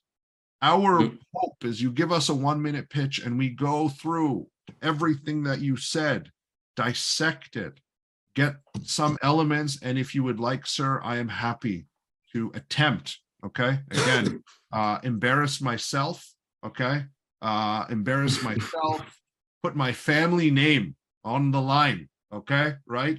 Potentially embarrass my family and pitch your idea back in front of a live audience with no preparation, sir. No preparation, okay? Right? Yeah. Right. So I just wanted to state that, and maybe I should be a little bit more nervous on this, but it's okay, because I feel like doing this and leveling up your elevator pitch is an element that will help you not only in your investors, how you talk to potential customers, okay, potential advisors, potential board members, employees that you want to bring on board. It's about selling the vision of what you're trying to do. All right. Are you ready for your elevator pitch, sir? Yes. All right. Let's do this. Very, very ready. I'm hitting the top of the elevator, and we are ready to go, sir. All right. I'll introduce myself. Okay. And we'll get going. All right. Good afternoon. My name is Ash Singh, and I was good afternoon. Number 10 at Amazon, right? Which you might be familiar with. And I am now an investor, and I would like to know a little bit more about what you're building, sir. What are you working on? Go ahead. Okay. Thank you. Thank you, Ash. It's great to know the employee number 10 of Amazon. I think the purpose of the conversation here is because I would like you to join us to build a new type of creative agency, a decentralized and delocalized creative agency. And basically what it does, it tackles the problem that most of SMEs and brands that they are in cross-border e-commerce are facing, which is basically their content localization. And they face this problem because this is actually very difficult currently. From one side, you can either work with international creative agencies that they are expensive, they have a big designer ego and a big creative ego, and they have a pretty big turnaround time when you have a lot of meetings, a lot of briefs, and so on. Or you go on the other side, where basically you hire one by one all the profiles you need, freelancers, in Upwork or other platforms. Yeah. But most of the time you don't know who you're hiring, and they only solve one part of your content localization problem, right? So you will need to hire one copywriter plus one photographer plus one graphic design. You don't have an integrated solution. And this is what Content to Sell comes to change the game and offer an integrated solution for this problem. Basically, Content to Sell is a delocalized creative agency. We have creative talent all around the world. We bring them together to work and produce the content that the sales and marketing content that our client needs. And our mission is to build impactful content for our clients to help them increase their sales and increase their conversions, their sales, the traffic on their pages, and all the metrics on their e-commerce. We are currently operating from China. Okay. We're based in Shenzhen. And most of our main markets are US and Europe, main destination markets, where we have our team. We have a fixed team of 7 people in the office. We have our own studio in the office, and we have a panel of another 15 to 18 creatives currently around the world. We have a recurrent income. We're hitting a recurrent income between 40 to 50K US dollars a month. And my ask to you is to be able to share your knowledge and your network and investment to be able to take that into more than 2 million, 2.5 million revenue a year. That I think we could do it. Got it. Excellent. Thank you. Thank you very much for that. So let's get some feedback. Thank you. Some feedback for the Content Sell team, right? And again, all of the elements, it's good to be as constructive criticism, right? Because as you're scaling, it's always good to kind of get the feedback points. So, keep it coming. If you're listening on the podcast as well, feel free to write in and comment in and give some feedback. Always good to get feedback on stuff to level up, right? Now, yeah, you were pitching, this idea of a decentralized creative agency, okay? And this is specifically for e-commerce, correct? Right? Yeah. It's specifically for e-commerce. Yeah, that's our needs. We're targeting, yeah. To understand, because I think you stated the problem. What happens is I always like to support that with some estimates around numbers, right? Because every brand, I would say almost every brand needs to, in order for them to succeed in 2022 and beyond, needs to have global ambitions. Okay. And so when I was thinking about this, I was thinking like, the e-commerce space, specifically on Amazon. Let's just focus there, if I may, right? Because in Amazon, there's things that you are in control of, right? The content management system is the same, okay, right? The payment processing and all that stuff is done. The data is there as well. So my thought process is if you were just working on Amazon on its own, right? My question to you is like, how much, because you talked about these expensive agencies, right? How much does that cost? How much would yours cost? And how much better would it be than to find some people on Upwork? Go ahead. That's my question. No, that's a very good question. I mean, in terms of Amazon, I mean, any big, let's say, any creative agency, it will cost, let's say, at least 2 times or 3 times more than what we will cost in this case. Now, if you were going to different freelancers in Upwork, probably they would be a bit cheaper, but the turnaround time you're going to have between all those profiles, it will be longer. Okay. Okay. Yeah.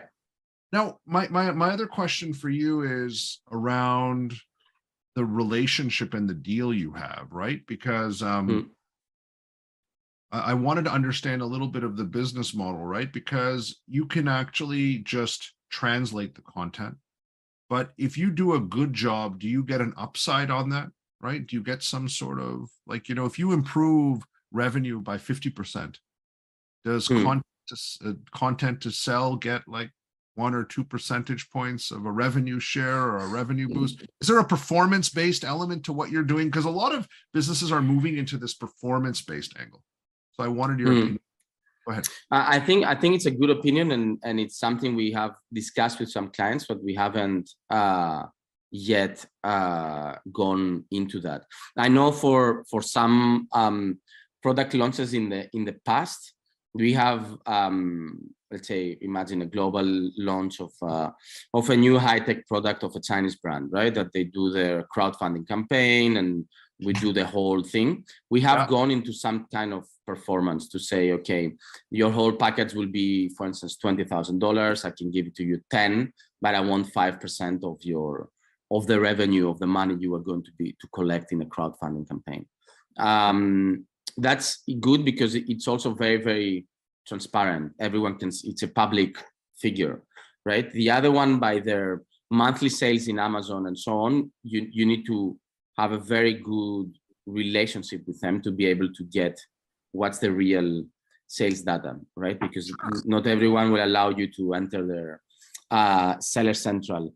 The good upscale you have in this business in a way is that if you manage to be successful with someone, is a client that stays with you for a long time, because every month they have, content necessities. It's either, banners, emails, pictures, more videos, more pictures. They have their Instagrams, they have their, and then you can slowly expand and go into KOLs, KOCs, their TikTok, and then manage their whole thing. Yeah, because I want to come back to when you're building a startup, right? Sometimes the radical thought process is important, right? So I have a question. What if eventually, because I know right now you need to charge because you're getting to where you are, right? There's costs components, but what if your data was strong enough, right? You could assess customers well enough to actually charge zero, right? Be in a position where through your knowledge and execution that you are going to bump this person up, right? You're taking their German brand and bringing it to the UK, right? To Britain. And that they're going to get at least 20, 30 points off of it. So you go to them and say, hey, we are actually going to charge you nothing, but we want to get 5% of whatever you yield in this market. Okay. And so you start to become that. And part of this is Constantinos, I want to, when we think about businesses, I always like to talk about what the big picture is, right? What is the big picture with what this business is? And the idea of right now, you're a creative. Right now, you are a decentralized creative agency, correct? Right? Yes. Now, I've one of my businesses was acquired by an agency, right?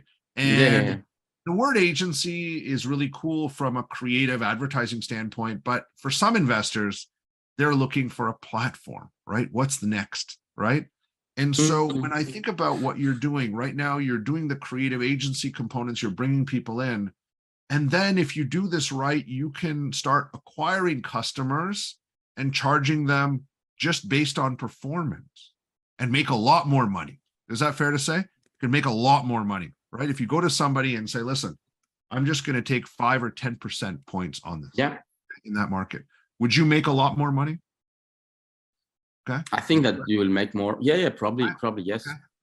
And then so you become a performance-based, okay?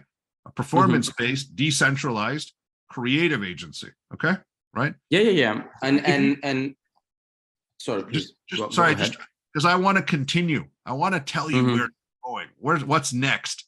If you do that right, then what do you become? If you do that right, you can get capital, right? You can get a private equity firm or, a financial partner, and you can acquire brands. Does that make sense? So it's like, I have this data. Here's this brand in Germany, okay? And I know that they're going to do well in the UK, in Canada, in Spain, and Portugal. And it might just make sense for me to acquire it and grow it, okay? Right? And own the brand. Suddenly, you become this acquisition vehicle based on the information and data that you've and then you own all the revenue, and then you can become one of the biggest conglomerate of brands on Amazon, okay? And the interesting thing right now, I don't know if you know this, but in the EU, Amazon has a lot of pressure to remove themselves from selling products on Amazon, okay? Their brands. Yeah, they're Amazon brands. Yeah. So there's a beautiful opportunity for you. Does that make sense? Because I want to know where this business moves from agency, okay? Because when I think about agency, there's a lot of work. How do you get to the point where you're making way more revenue per customer in your agency than anyone else? And then how do you own the brands? How does this become $1 billion platform? And so in the short couple of minutes, I just wanted to share one avenue on this. But does that make sense to you? Is that interesting? I think it makes total sense. There's two notes here, I will say. The number one is that before, also in the past, we thought how we can link ourselves more with sales, because at the end, the brands and everything, okay, they are looking for impact on their sales. So yes, you can impact with a better video, a better content and everything, but what's more you can do to help them on their selling? That's why we're expanding more on social, and maybe we're trying to find also more like distribution channels as well, so that this becomes a bit more, the chain value, the value chain becomes a bit longer, so we can actually really impact the sales. Because then you can have the performance more easy, because or else is the metrics might be a bit tough, because you don't know if people are buying more because they are spending on ads, because they are spending on traffic, or why exactly. And the second point, I think another way we are seeing on how to transform the agency part, which is not something I am very fond of the word neither, I would say, is make it more like at the end it's converting it more like a platform, where it's like a platform as they call it like PaaS instead of SaaS is like a PaaS. Platform as a service, or people as a service, right? Where at the end the brands are coming inside and they are like, okay, well, we want to be selling, I'm from UK, I want to be selling in Germany, I come here, I have, okay, this is my list of, creators there, the photography studio there, the graphic there, do that and so on. But naturally, there's nothing as revenue as, let's say, that can generate as much revenue as selling a product in the e-commerce space, more than the service, for sure. Do you get what I'm saying? I want you to own the ecosystem, right? Think bigger, and I feel like that is the $1 billion opportunity in terms of where you are. You're going to do this right, and then you're going to do the next thing right, and you're going to do this, and it's going to reach here, and you need funding to get the first thing right. Okay, right? That's kind of how I want to position it with the investors. How much are you looking to raise? Around $1 million USD. 1 million USD. Yeah. Got it. The other thing around it, I was wondering, is with your people, because it's such a people-driven activation, how do you source and make sure that you have the best people that can create the most localized, relevant content? Okay, right? For instance, you're sitting in Shenzhen right now, right? You're sitting in China right now. Somebody comes to you and says, hey, I want to launch my product into the Canadian market. Okay. How do you make sure that, the person knows Canadians' favorite pastimes, right? How do you know they know about poutine and maple syrup and ice hockey, right? And Justin Bieber as an example. How do you know these elements, right? Tell me a little bit about that. How do you give confidence to the investor that you can source the best talent to make sure that this global translation and content platform is going to work? Tell me about that. Yeah, no, that's a very good question. I mean, normally what we do is we test firstly all the talent we hire or we bring aboard. We test them on a test basis project.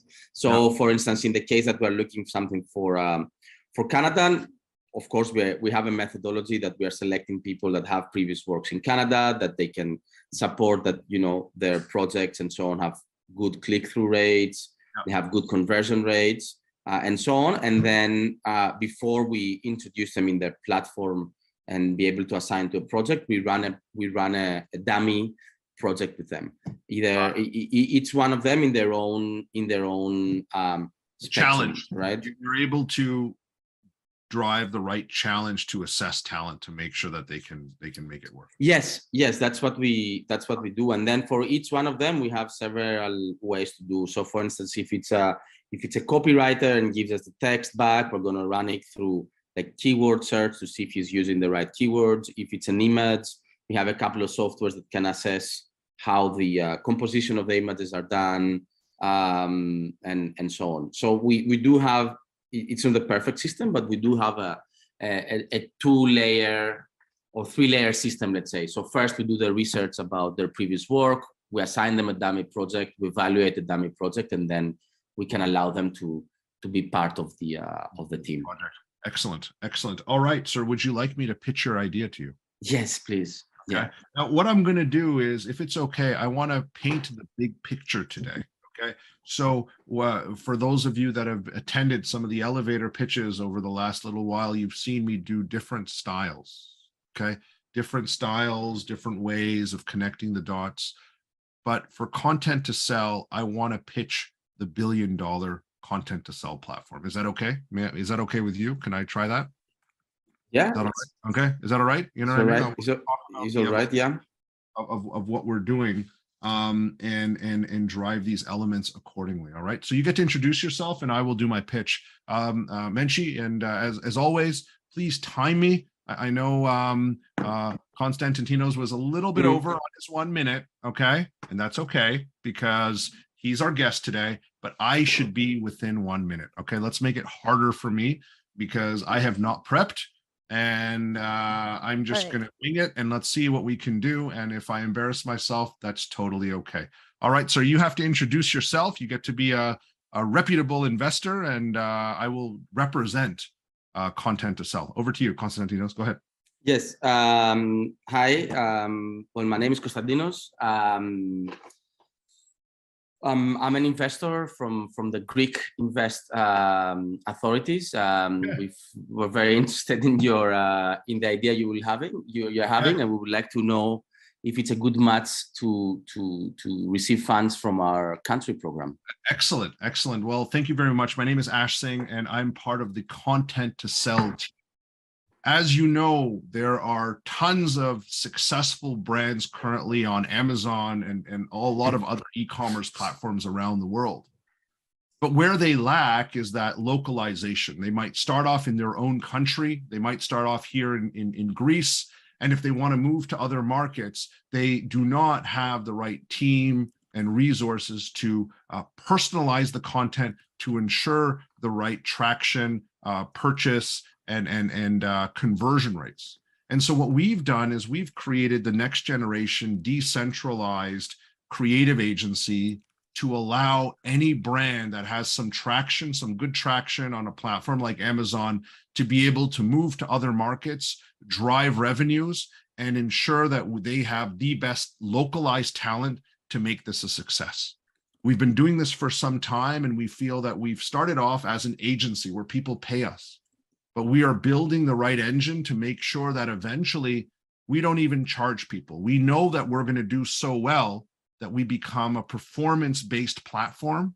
And once we do that really well, and we have, we're driving at least 10, 20, maybe $50 million of revenue every month to our brands, our hope is that we turn into the largest conglomerate and we actually start buying these brands because we know we have the right data and information to be the most successful brand anywhere on the planet.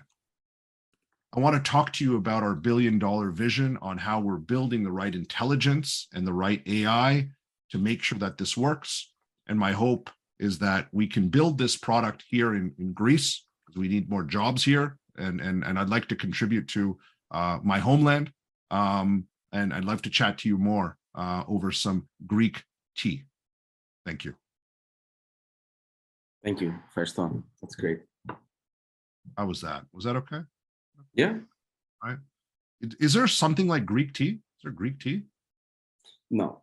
No? Okay. Sorry. I got that. That's fine. Don't Is that okay? I was like, it's okay. I was like, I'm sure anyways, I apologize on that, but no, it's okay. But you get what I was trying to do, right? Yeah. Right? And you're scratching your head right now, I think, because you're like, okay, our goal, you can become performance-based and you can become the biggest brand owner on e-commerce if you get what you're doing right. You know what I mean? Because you look at one brand in Greece and suddenly you know that their 1 million in sales is actually going to be 20 million if you do your process right. And you get the money, the capital money is easy. We can get that money for you. But you own these brands now, and that consolidation is happening right now. And that's when you can go and not just raise $1 million. This is when you can start to ask for more, right? Because entrepreneurs, you'll realize some entrepreneurs play at the $5–10 million level. There's others that play at the $50 million level, 100 million. And then there are people that shoot even higher. And in my journey, and I've hung out with some of these guys that have billion-dollar valuations, Constantininos, they're just like you. There's no difference, actually. It's just the fact that their big picture and their thought process when they're talking to investors is just tweaked a little bit higher, right? And when I think about it, it's like, oh, this guy's going to try to be the next consolidated Alibaba, right? On the planet. And I want to be their first $1 million. You get what I'm saying? So a little bit your first pitch was, right? But you got to believe it. You got to internalize it. Okay. And we have to come from that element of confidence and own the room when you're talking. And that's the way I would present it. Right. And you can do it. You can do it. Right. And I believe, and that's why we invited you to our platform. You have all the pieces, but that could be the big picture element, and it'll just make your life way easier to raise money, right? In the marketplace, right? So hopefully you found value in the feedback as well as the pitch back, right? Yeah, it is our pleasure. We are finishing on time today. I want to thank everyone for joining today. The audience has been fantastic. It's been great to listen, get the feedback points. I want to thank our audio-visual team, our production team, Menchi, Christine, Mark, Simran, the rest of the gang. Thank you very much for the opportunity and inviting me to be your elevator pitchback expert today. On behalf of the Hyper Accelerator, I want to thank you guys all for joining. Take care, stay safe, and God bless you all. Talk soon. Bye-bye.